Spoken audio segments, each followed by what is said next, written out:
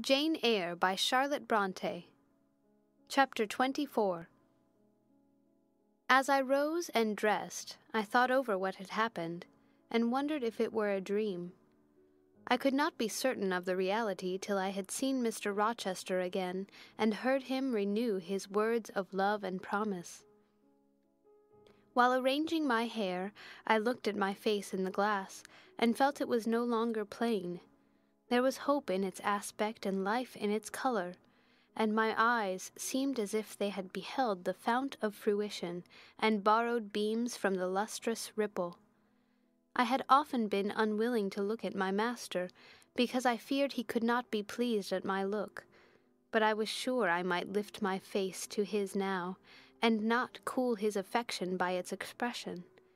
I took a plain but clean and light summer dress from my drawer and put it on. It seemed no attire had ever so well become me, because none had I ever worn in so blissful a mood. I was not surprised, when I ran down into the hall, to see that a brilliant June morning had succeeded to the tempest of the night, and to feel, through the open glass door, the breathing of a fresh and fragrant breeze. Nature must be gladsome when I was so happy. A beggar-woman and her little boy, pale, ragged objects both, were coming up the walk, and I ran down and gave them all the money I happened to have in my purse, some 3 or 4 shillings.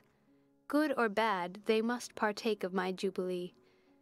The rooks cawed, and blither birds sang, but nothing was so merry or so musical as my own rejoicing heart.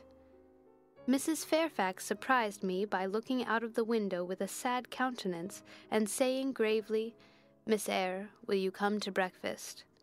During the meal she was quiet and cool, but I could not undeceive her then. I must wait for my master to give explanations, and so must she. I ate what I could, and then I hastened upstairs. I met Adele leaving the schoolroom. "Where are you going? It is time for lessons." "Mr. Rochester has sent me away to the nursery." "Where is he?" "In there," pointing to the apartment she had left, and I went in, and there he stood. "Come and bid me good morning," said he. I gladly advanced, and it was not merely a cold word now, or even a shake of the hand that I received, but an embrace and a kiss. It seemed natural. It seemed genial to be so well loved, so caressed by him. "Jane, you look blooming and smiling and pretty," said he. "Truly pretty this morning. Is this my pale little elf? Is this my mustard seed? This little sunny-faced girl with the dimpled cheek and rosy lips, the satin-smooth hazel hair, and the radiant hazel eyes? I had green eyes, reader, but you must excuse the mistake. For him they were new-dyed, I suppose. It is Jane Eyre, sir.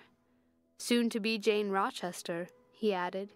"In 4 weeks, Janet, not a day more. Do you hear that?"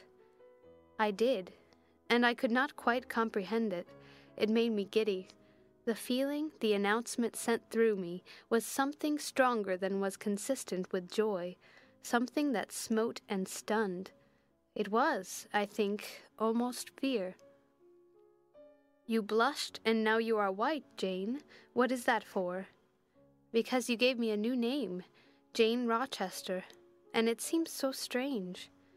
"Yes, Mrs. Rochester," said he, "young Mrs. Rochester, Fairfax Rochester's girl bride." "It can never be, sir. It does not sound likely. Human beings never enjoy complete happiness in this world. I was not born for a different destiny to the rest of my species. To imagine such a lot befalling me is a fairy tale, a daydream, which I can and will realize. I shall begin today. This morning I wrote to my banker in London to send me certain jewels he has in his keeping, heirlooms for the ladies of Thornfield. In a day or 2 I hope to pour them into your lap, for every privilege, every attention shall be yours that I would accord a peer's daughter, if about to marry her."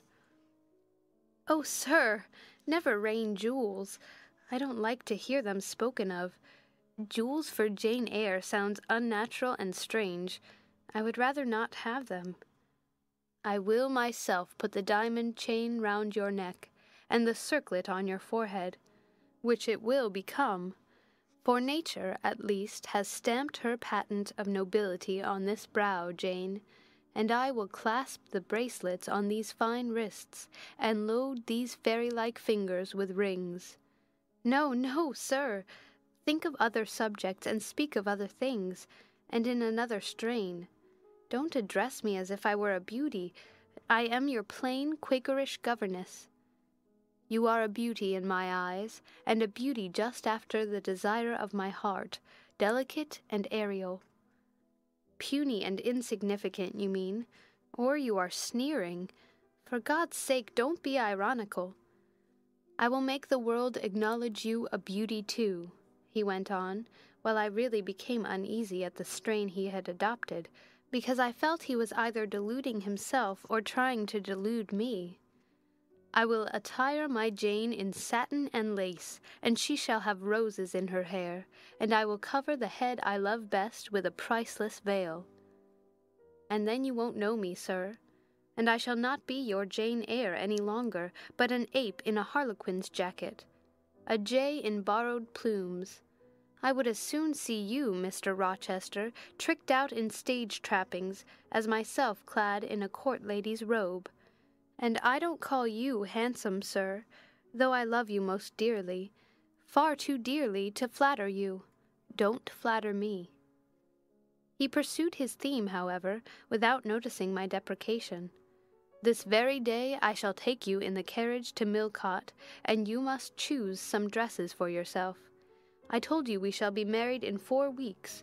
The wedding is to take place quietly, in the church down below yonder, and then I shall waft you away at once to town. After a brief stay there, I shall bear my treasure to regions nearer the sun, to French vineyards and Italian plains, and she shall see whatever is famous in old story and in modern record. She shall taste, too, of the life of cities, and she shall learn to value herself by just comparison with others. Shall I travel? And with you, sir? You shall sojourn at Paris, Rome, and Naples, at Florence, Venice, and Vienna.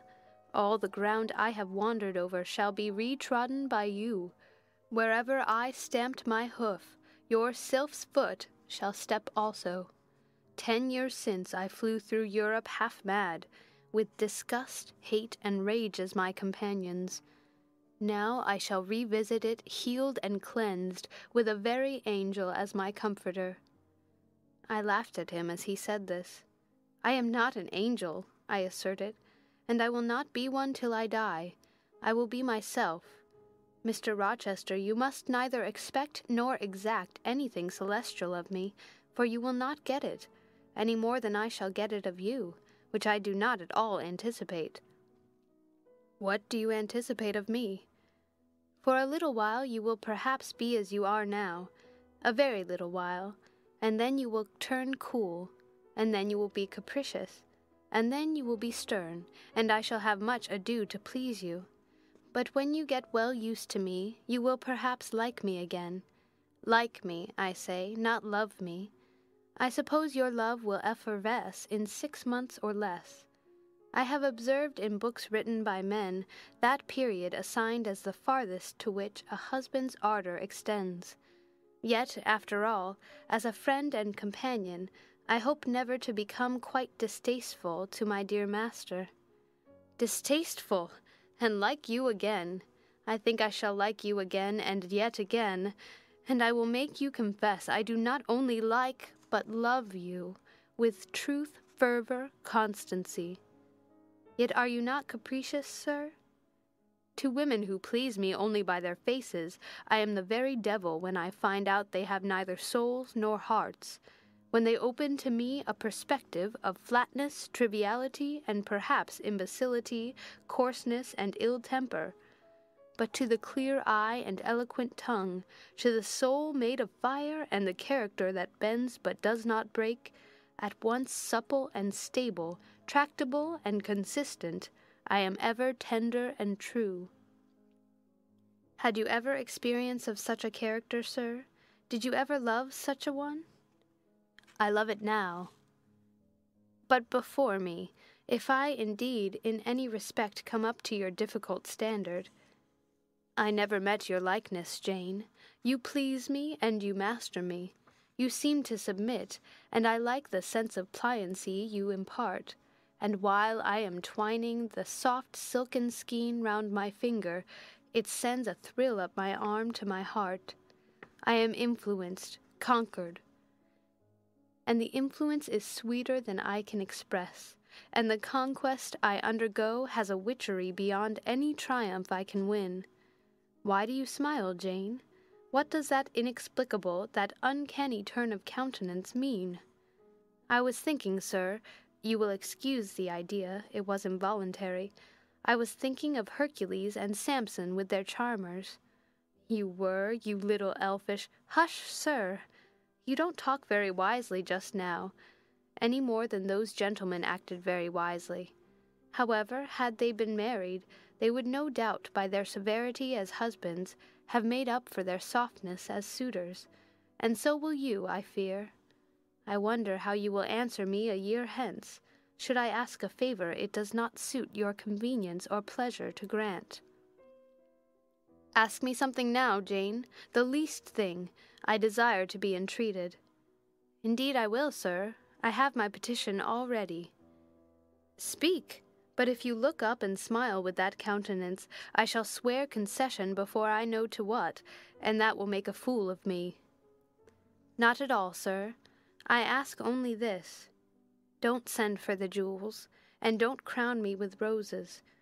You might as well put a border of gold lace round that plain pocket handkerchief you have there. I might as well gild refined gold. I know it. Your request is granted then. For the time. I will remand the order I despatched to my banker. But you have not yet asked for anything. You have prayed a gift to be withdrawn. Try again. Well then, sir, have the goodness to gratify my curiosity, which is much piqued on one point. He looked disturbed. What? He said hastily. Curiosity is a dangerous petition. It is well I have not taken a vow to accord every request, but there can be no danger in complying with this, sir. Utter it, Jane, but I wish that instead of a mere inquiry into, perhaps, a secret, it was a wish for half my estate. Now, King Ahasuerus, what do I want with half your estate? Do you think I am a Jew usurer, seeking good investment in land? I would much rather have all your confidence. You will not exclude me from your confidence if you admit me to your heart? You are welcome to all my confidence that is worth having, Jane. But for God's sake, don't desire a useless burden. Don't long for poison. Don't turn out a downright Eve on my hands. Why not, sir? You have just been telling me how much you like to be conquered, and how pleasant over-persuasion is to you. Don't you think I had better take advantage of the confession, and begin and coax and entreat, even cry and be sulky if necessary, for the sake of a mere essay of my power? I dare you to any such experiment. Encroach, presume, and the game is up. Is it, sir? You soon give in. How stern you look now. Your eyebrows have become as thick as my finger, and your forehead resembles what, in some very astonishing poetry, I once saw styled a blue-piled thunder loft. That will be your married look, sir, I suppose. If that will be your married look, I, as a Christian, will soon give up the notion of consorting with a mere sprite or salamander. But what had you to ask, thing? Out with it. There, you are less civil now, and I like rudeness a great deal better than flattery. I had rather be a thing than an angel. This is what I have to ask. Why did you take such pains to make me believe you wished to marry Miss Ingram? Is that all? Thank God it is no worse. And now he unknit his black brows, looked down, smiling at me, and stroked my hair, as if well pleased at seeing a danger averted. I think I may confess, he continued, even although I should make you a little indignant, Jane, and I have seen what a fire spirit you can be when you are indignant. You glowed in the cool moonlight last night when you mutinied against fate and claimed your rank as my equal. Janet, by the by, it was you who made me the offer. Of course I did, but to the point, if you please, sir. Miss Ingram? Well, I feigned courtship of Miss Ingram, because I wished to render you as madly in love with me as I was with you, and I knew jealousy would be the best ally I could call in for the furtherance of that end. Excellent! Now you are small, not one whit bigger than the end of my little finger. It was a burning shame and a scandalous disgrace to act in that way. Did you think nothing of Miss Ingram's feelings, sir? Her feelings are concentrated in one, pride, and that needs humbling. Were you jealous, Jane? Never mind, Mr. Rochester. It is in no way interesting to you to know that. Answer me truly once more. Do you think Miss Ingram will not suffer from your dishonest coquetry? Won't she feel forsaken and deserted? Impossible! When I told you how she, on the contrary, deserted me, the idea of my insolvency cooled, or rather extinguished, her flame in a moment. You have a curious, designing mind, Mr. Rochester. I am afraid your principles on some points are eccentric. My principles were never trained, Jane. They may have grown a little awry for want of attention. Once again, seriously, may I enjoy the great good that has been vouchsafed to me without fearing that anyone else is suffering the bitter pain I myself felt a while ago? That you may, my good little girl. There is not another being in the world has the same pure love for me as yourself, for I lay that pleasant unction to my soul, Jane, a belief in your affection. I turned my lips to the hand that lay on my shoulder. I loved him very much, more than I could trust myself to say, more than words had power to express. "Ask something more," he said presently. "It is my delight to be entreated, and to yield." I was again ready with my request. "Communicate your intentions to Mrs. Fairfax, sir. She saw me with you last night in the hall, and she was shocked. Give her some explanation before I see her again. It pains me to be misjudged by so good a woman." "Go to your room and put on your bonnet," he replied. "I mean you to accompany me to Millcote this morning, and while you prepare for the drive, I will enlighten the old lady's understanding. Did she think, Janet, you had given the world for love, and considered it well lost? I believe she thought I had forgotten my station, and yours, sir." "Station, station! Your station is in my heart, and on the necks of those who would insult you, now or hereafter. Go." I was soon dressed, and when I heard Mr. Rochester quit Mrs. Fairfax's parlor, I hurried down to it. The old lady had been reading her morning portion of Scripture, the lesson for the day.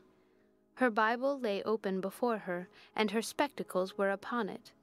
Her occupation, suspended by Mr. Rochester's announcement, seemed now forgotten. Her eyes, fixed on the blank wall opposite, expressed the surprise of a quiet mind stirred by unwonted tidings. Seeing me, she roused herself. She made a sort of effort to smile, and framed a few words of congratulation. But the smile expired, and the sentence was abandoned unfinished. She put up her spectacles, shut the Bible, and pushed her chair back from the table. "I feel so astonished," she began. "I hardly know what to say to you, Miss Eyre. I have surely not been dreaming, have I? Sometimes I half fall asleep when I am sitting alone and fancy things that have never happened. It has seemed to me more than once when I have been in a doze that my dear husband, who died 15 years since, has come in and sat down beside me, and that I have even heard him call me by my name, Alice, as he used to do. Now, can you tell me whether it is actually true that Mr. Rochester has asked you to marry him? Don't laugh at me. But I really thought he came in here 5 minutes ago and said that in a month you would be his wife." "He has said the same thing to me," I replied. "He has? Do you believe him? Have you accepted him?" "Yes." She looked at me bewildered. "I could never have thought it. He is a proud man. All the Rochesters were proud, and his father, at least, liked money. He, too, has always been called careful. He means to marry you?" "He tells me so." She surveyed my whole person. In her eyes I read that they had there found no charm powerful enough to solve the enigma. "It passes me," she continued, "but no doubt it is true since you say so. How it will answer I cannot tell. I really don't know. Equality of position and fortune is often advisable in such cases, and there are 20 years of difference in your ages. He might almost be your father." "No, indeed, Mrs. Fairfax," exclaimed I, nettled. "He is nothing like my father. No one who saw us together would suppose it for an instant. Mr. Rochester looks as young, and is as young, as some men at 25. "Is it really for love he is going to marry you?" she asked. I was so hurt by her coldness and skepticism that the tears rose to my eyes. "I am sorry to grieve you," pursued the widow, "but you are so young and so little acquainted with men. I wish to put you on your guard. It is an old saying that all is not gold that glitters, and in this case I do fear there will be something found to be different to what either you or I expect." "Why? Am I a monster?" I said. "Is it impossible that Mr. Rochester should have a sincere affection for me?" "No, you are very well, and much improved of late. And Mr. Rochester, I dare say, is fond of you. I have always noticed that you were a sort of pet of his. There are times when, for your sake, I have been a little uneasy at his marked preference, and have wished to put you on your guard, but I did not like to suggest even the possibility of wrong. I knew such an idea would shock, perhaps offend you, and you were so discreet, and so thoroughly modest and sensible, I hoped you might be trusted to protect yourself. Last night I cannot tell you what I suffered when I sought all over the house, and could find you nowhere, nor the master either, and then, at 12 o'clock, saw you come in with him." "Well, never mind that now," I interrupted impatiently. "It is enough that all was right." "I hope all will be right in the end," she said. "But believe me, you cannot be too careful. Try and keep Mr. Rochester at a distance. Distrust yourself as well as him. Gentlemen in his station are not accustomed to marry their governesses." I was growing truly irritated. Happily, Adele ran in. Let me go to Millcote too," she cried. "Mr. Rochester won't, though there is so much room in the new carriage. Beg him to let me go, mademoiselle." "That I will, Adele," and I hastened away with her, glad to quit my gloomy monitress. The carriage was ready. They were bringing it round to the front, and my master was on the pavement, Pilot following him backwards and forwards. "Adele may accompany us, may she not, sir?" "I told her no. I'll have no brats. I'll have only you." "Do let her go, Mr. Rochester, if you please. It would be better." "Not it. She will be a restraint." He was quite peremptory, both in look and voice. The chill of Mrs. Fairfax's warnings and the damp of her doubts were upon me. Something of unsubstantiality and uncertainty had beset my hopes. I half lost the sense of power over him. I was about mechanically to obey him, without further remonstrance, but as he helped me into the carriage he looked at my face. "What is the matter?" he asked. "All the sunshine is gone. Do you really wish the bairn to go? Will it annoy you if she is left behind?" "I would far rather she went, sir." "Then off for your bonnet, and back like a flash of lightning," cried he to Adele. She obeyed him with what speed she might.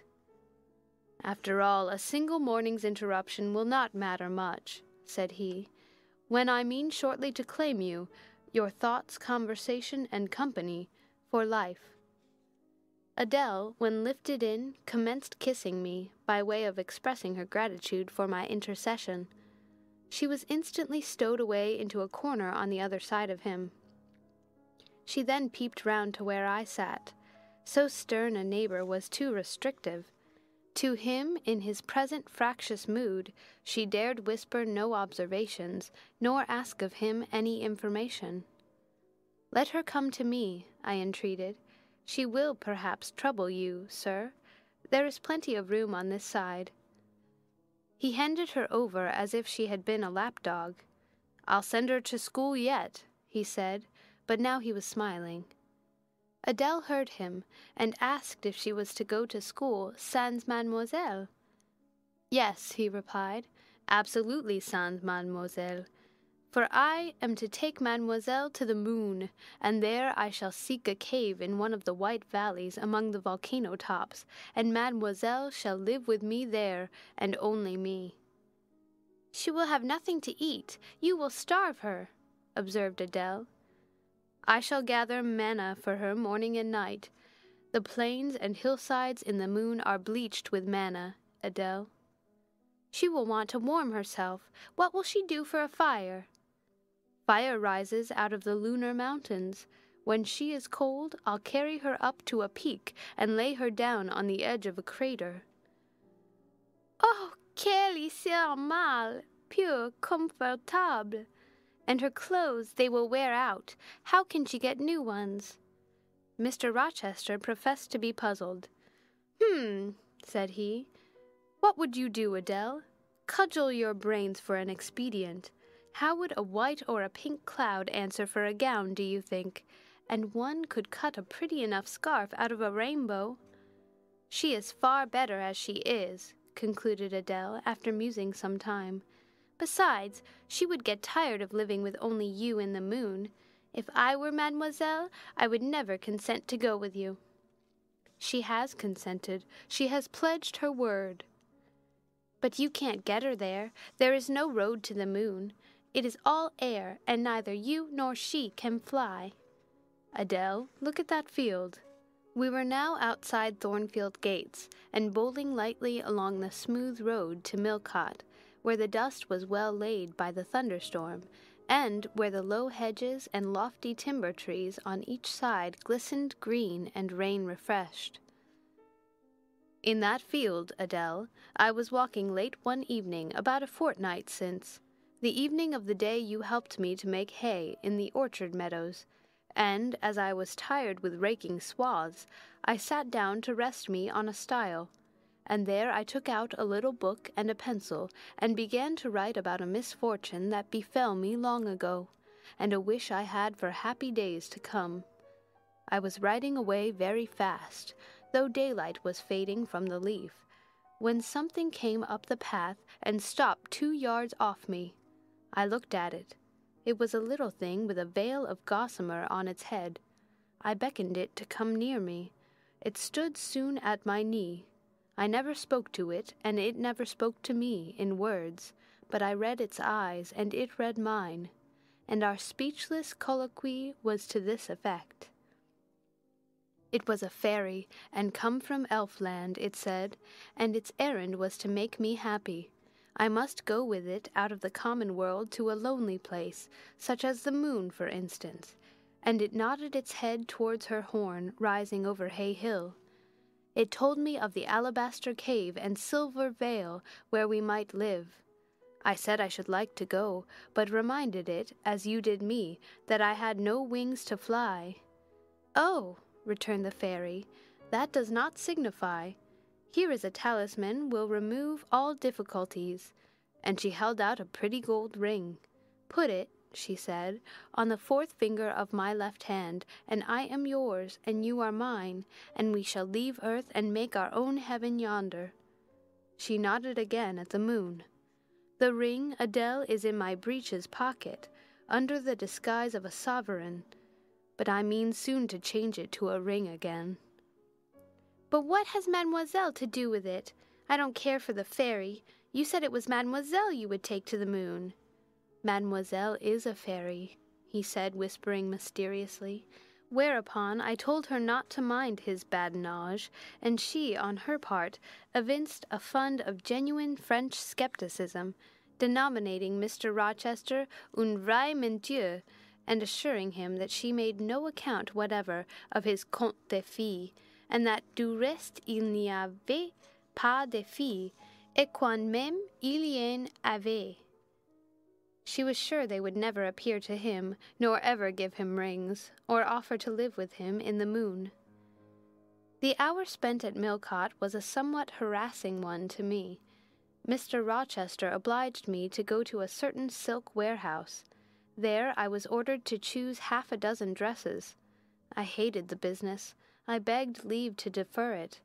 No, it should be gone through with now. By dint of entreaties expressed in energetic whispers, I reduced the 6 to 2. These, however, he vowed he would select himself. With anxiety, I watched his eye rove over the gay stores. He fixed on a rich silk of the most brilliant amethyst dye, and a superb pink satin.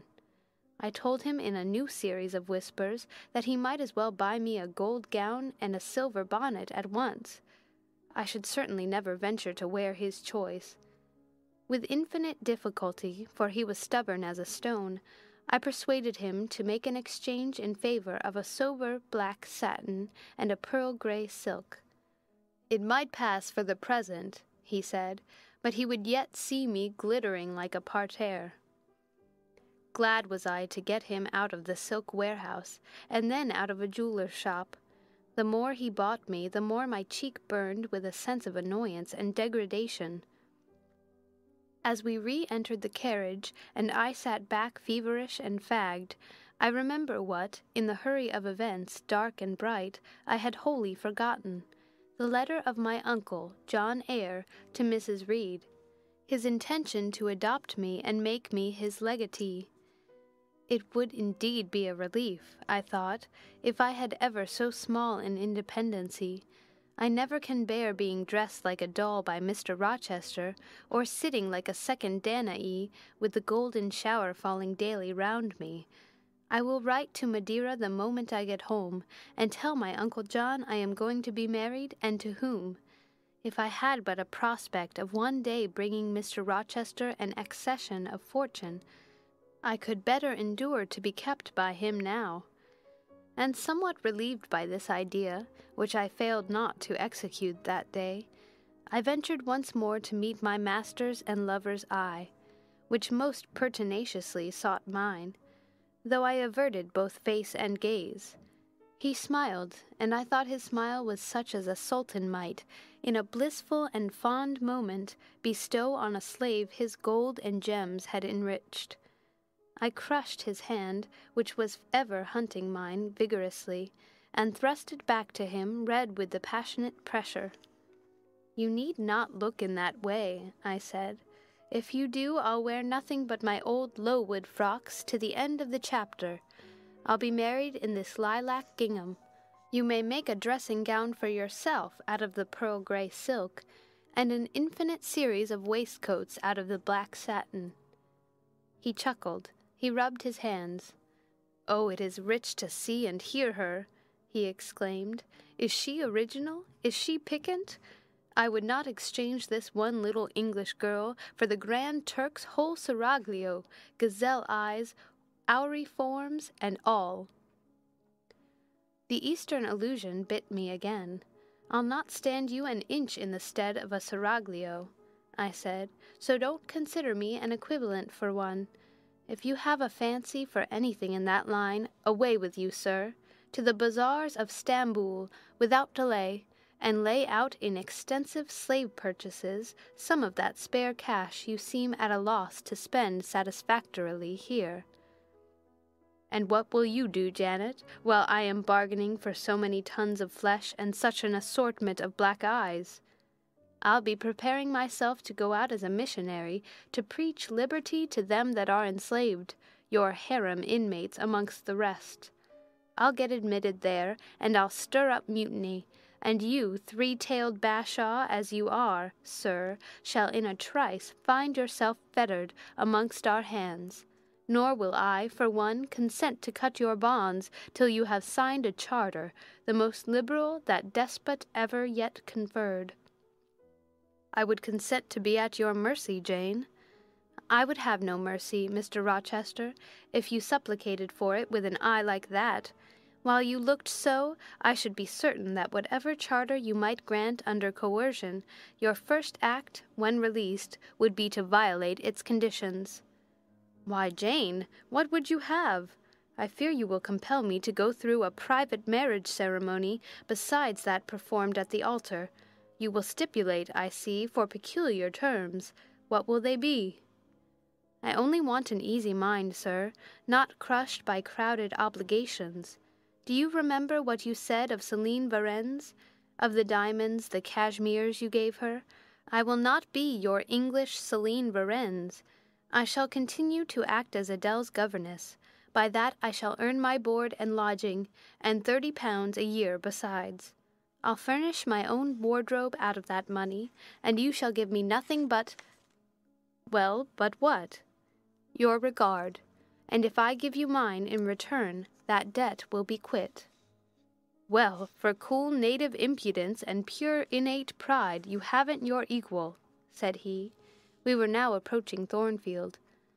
Will it please you to dine with me today? He asked, as we re-entered the gates. No, thank you, sir.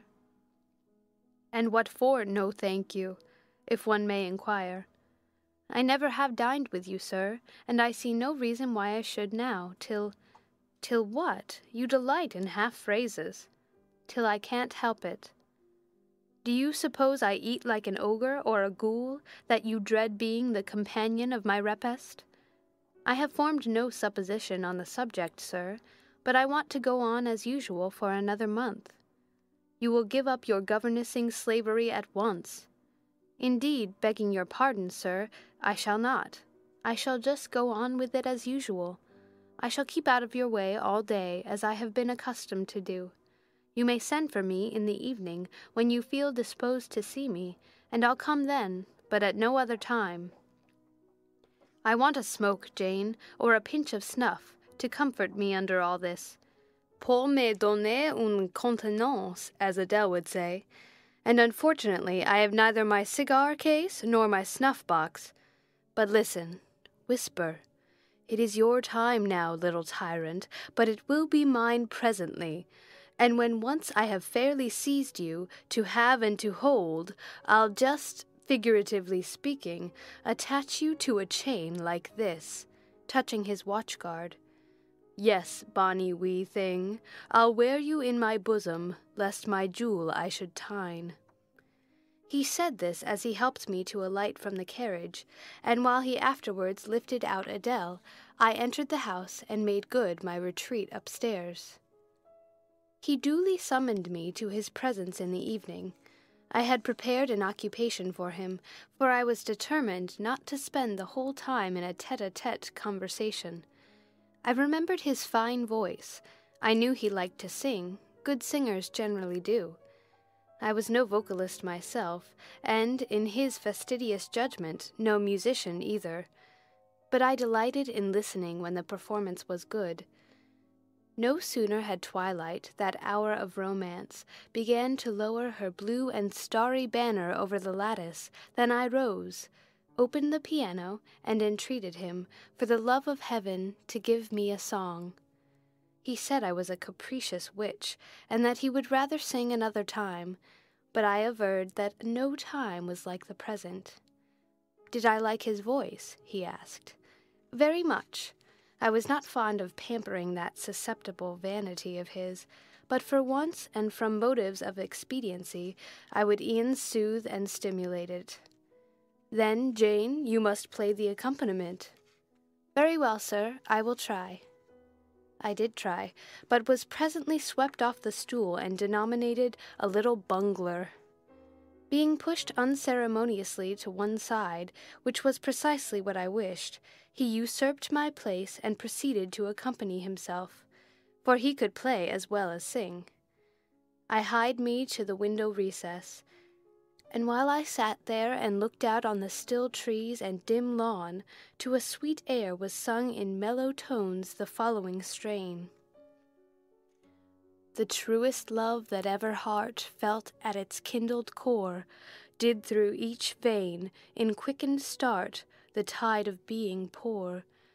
Her coming was my hope each day, her parting was my pain. The chance that did her steps delay was ice in every vein. I dreamed it would be nameless bliss, as I loved to be. And to this object did I press, as blind as eagerly.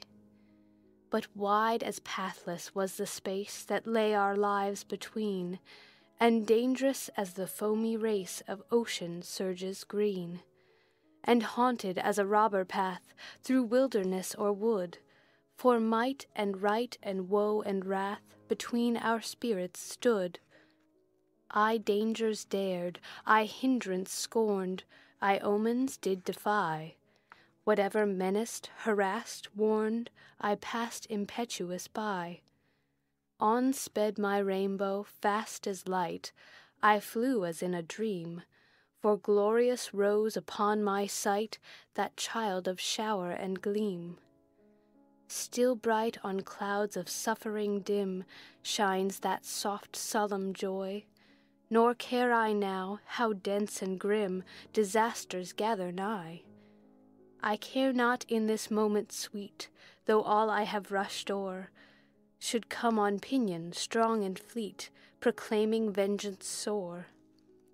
Though haughty hate should strike me down, right bar approach to me, and grinding might with furious frown swear endless enmity. My love has placed her little hand with noble faith in mine, and vowed that wedlock's sacred band our nature shall entwine. My love has sworn with sealing kiss with me to live, to die. I have at last my nameless bliss, as I loved am I. He rose and came towards me, and I saw his face all kindled, and his full falcon eye flashing, and tenderness and passion in every lineament. I quailed momentarily, then I rallied. Soft scene, daring demonstration, I would not have, and I stood in peril of both. A weapon of defense must be prepared. I wetted my tongue. As he reached me, I asked with asperity whom he was going to marry now. That was a strange question to be put by his darling Jane. Indeed, I considered it a very natural and necessary one. He had talked of his future wife dying with him. What did he mean by such a pagan idea? I had no intention of dying with him. He might depend on that. Oh, all he longed, all he prayed for, was that I might live with him. Death was not for such as I. Indeed it was. I had as good a right to die when my time came as he had, but I should bide that time and not be hurried away in a suttee. Would I forgive him for the selfish idea and prove my pardon by a reconciling kiss? No, I would rather be excused. Here I heard myself apostrophized as a hard little thing, and it was added, any other woman would have been melted to marrow at hearing such stanzas crooned in her praise. I assured him I was naturally hard, very flinty, and that he would often find me so, and that, moreover, I was determined to show him divers rugged points in my character before the ensuing 4 weeks elapsed. He should know fully what sort of a bargain he had made, while there was yet time to rescind it. Would I be quiet and talk rationally? I would be quiet if he liked, and as to talking rationally, I flattered myself I was doing that now. He fretted, pished, and pshawed. Very good, I thought. You may fume and fidget as you please, but this is the best plan to pursue with you, I am certain. I like you more than I can say, but I'll not sink into a bathos of sentiment. And with this needle of repartee I'll keep you from the edge of the gulf too, and, moreover, maintain by its pungent aid that distance between you and myself most conducive to our real mutual advantage. From less to more, I worked him up to considerable irritation. Then, after he had retired, in dudgeon, quite to the other end of the room, I got up and saying, "I wish you good night, sir," in my natural and wonted respectful manner, I slipped out by the side door and got away. The system thus entered on, I pursued during the whole season of probation, and with the best success. He was kept, to be sure, rather cross and crusty, but on the whole I could see he was excellently entertained, and that a lamb-like submission and turtle-dove sensibility, while fostering his despotism more, would have pleased his judgment, satisfied his common sense, and even suited his taste less. In other people's presence I was, as formerly, deferential and quiet, any other line of conduct being uncalled for. It was only in the evening conferences I thus thwarted and afflicted him. He continued to send for me punctually the moment the clock struck 7, though when I appeared before him now, he had no such honeyed terms as love and darling on his lips. The best words at my service were provoking puppet, malicious elf, sprite, changeling, etc. For caresses, too, I now got grimaces. For a pressure of the hand, a pinch on the arm. For a kiss on the cheek, a severe tweak of the ear. It was all right. At present, I decidedly preferred these fierce favors to anything more tender. Mrs. Fairfax, I saw, approved me. Her anxiety on my account vanished. Therefore I was certain I did well. Meantime, Mr. Rochester affirmed I was wearing him to skin and bone, and threatened awful vengeance for my present conduct at some period fast coming. I laughed in my sleeve at his menaces. I can keep you in reasonable check now, I reflected, and I don't doubt to be able to do it hereafter. If one expedient loses its virtue, another must be devised. Yet after all, my task was not an easy one. Often I would rather have pleased than teased him. My future husband was becoming to me my whole world, and more than the world, almost my hope of heaven. He stood between me and every thought of religion, as an eclipse intervenes between man and the broad sun. I could not in those days see God for his creature, of whom I had made an idol. End of chapter. Read by Amanda Eland.